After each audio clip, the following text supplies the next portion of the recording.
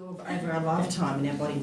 Absolutely. So something we were chatting about in the break is the zinc copper issue that a lot of women have.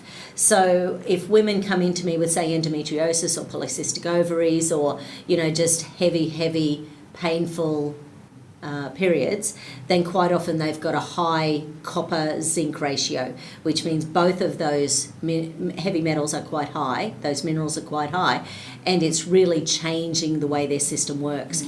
Yeah, so that's because we need zinc. We've chatted about this before. We need zinc to create estrogen. So you need, all hormones are created on a cholesterol backbone, so we need cholesterol, and then you need lots of calcium to create estrogen and zinc to detoxify estrogen and build progesterone.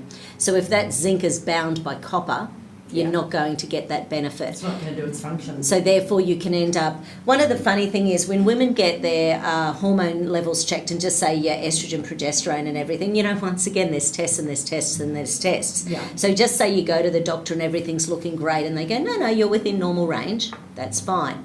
But just imagine for a moment if that estrogen isn't being released from your body. There's obviously something wrong. If you're going to the doctor and you're getting tests done, there's obviously something wrong. We don't go just for fun. So some might, but no, typically we don't. No. Generally we don't. So then another thing that I often say to clients is that just say we've got breast cysts or we've got ovarian cysts or we've got fibroids.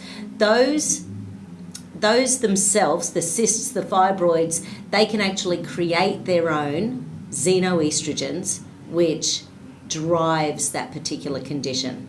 Right. So therefore, it's not just about the level of estrogen, progesterone in your blood and going, yep, you're within normal range.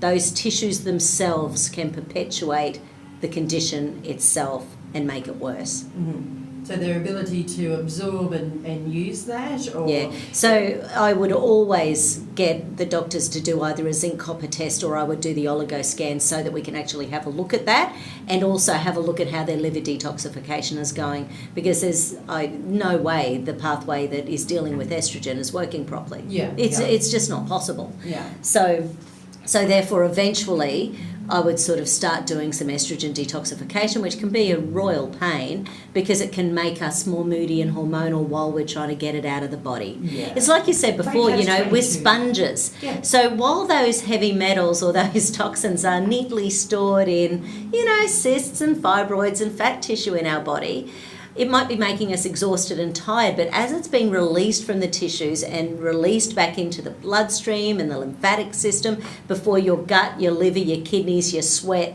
your poop, your wee, all get rid of them, it's creating a change in your blood and lymphatic system, so it can make us feel tired and cranky and exhausted. So we could be doing what we normally do every day, but we're really not taking care of our bodies as good.